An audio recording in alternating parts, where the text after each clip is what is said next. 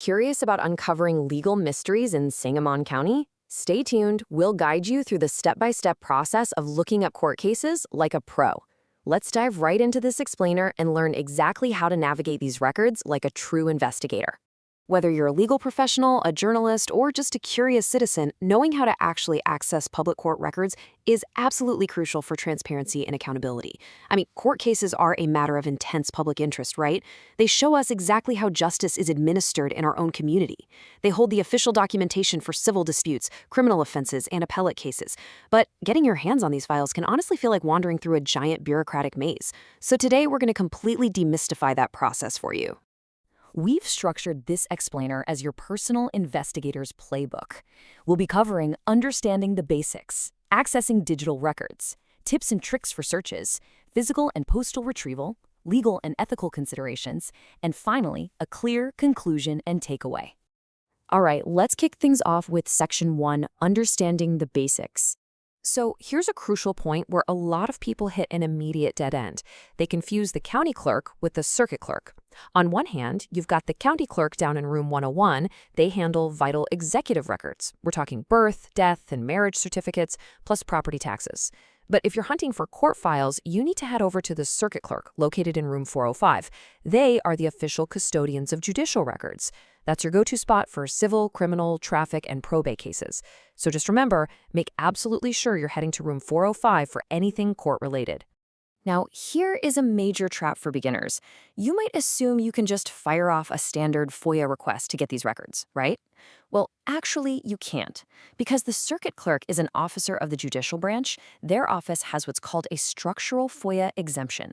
That literally means they do not process standard Freedom of Information Act requests for court files.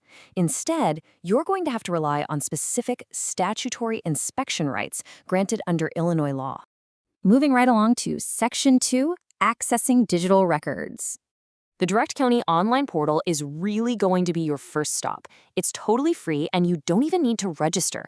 Let's walk through how this works. Once you accept the mandatory legal disclaimer, you can query individuals or business entities right there by participant name. Or, if you want pinpoint precision, use the exact case number. Looking up a moving violation? Just drop in a driver's license or traffic ticket number. You can even filter by a filing date, though that's restricted to a 31-day window, or run a calendar search to filter daily schedules by attorney, judge, or courtroom. Once you find what you need, just click the blue hyperlinked case number and the entire chronological history of the case unfolds right on your screen. Now, for the statewide Research IIL portal, things work a bit differently. This system limits access based on your credentials, reserving the full PDF downloads primarily for licensed legal professionals. It operates on a tiered system. General public accounts are completely free, letting you search case indexes and non-confidential reviewing court records. But if you're a licensed attorney, you can log in using your e-file IIL credentials to actually view and download the trial court document PDFs. They also offer premium subscriptions for heavy users, which allow professionals to set up tracking alerts for specific cases or even opposing counsel. Let's take a quick look at the digitization timeline to put this into perspective.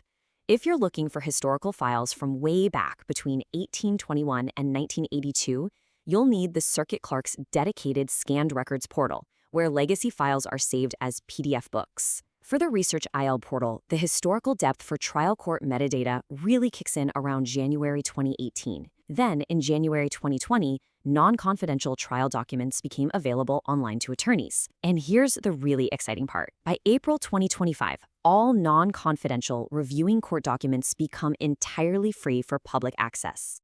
Okay, let's jump into Section 3, Tips and Tricks for Efficient Searches. Court databases can be incredibly finicky when it comes to punctuation and middle initials. So keeping your search broad is actually the best way to avoid missing a file. We call this the less is more rule. For example, if you search for John Robert Doe, but the clerk entered it as John R. Doe, you might pull up 0 results. By entering a partial name, like just Doe instead of John Doe, you prevent these frustrating mismatches. It's a tiny tweak, but it absolutely transforms your search accuracy. Next up is Section 4, Physical and Postal Retrieval. You've really got to see these stark contrast in fee structures across the different county departments here. Look at the circuit clerk column for room 405. If you want the clerk to do a manual search for you, it costs $4 a year per name. But it's completely free if you just walk in and use the public terminals in room 405 yourself. Standard copies range from just 15 to 50 cents a page, and getting a document officially certified is a very reasonable $1 flat fee.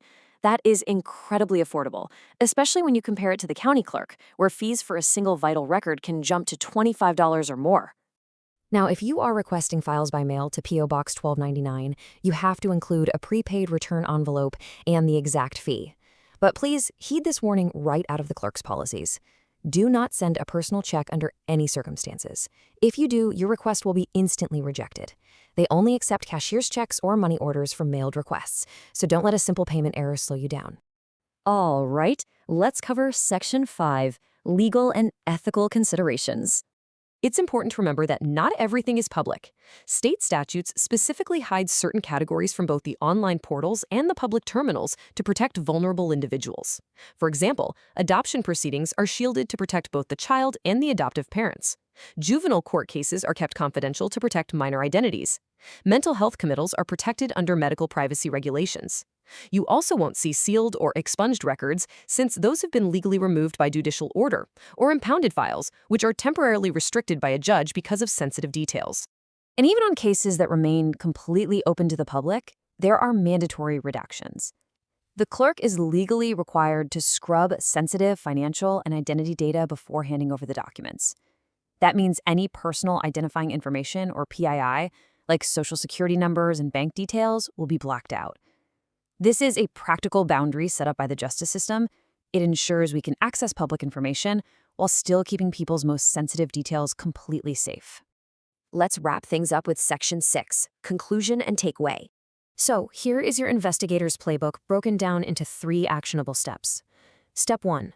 Maximize your free digital tools by searching online metadata via the Direct County portal to track down those essential case numbers.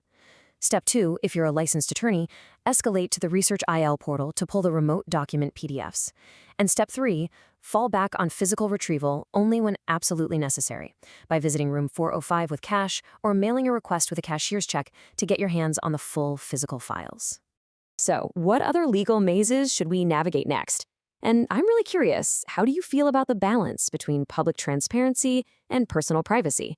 Jump into the comments section below and share your thoughts, and let us know what local mysteries you'd like us to explain in our next deep dive. And before we sign off, please remember this essential disclaimer. Disclaimer: this explainer is for informational purposes only and does not constitute legal advice. For specific inquiries or legal issues, please consult a licensed attorney. Thank you so much for joining us, and happy researching.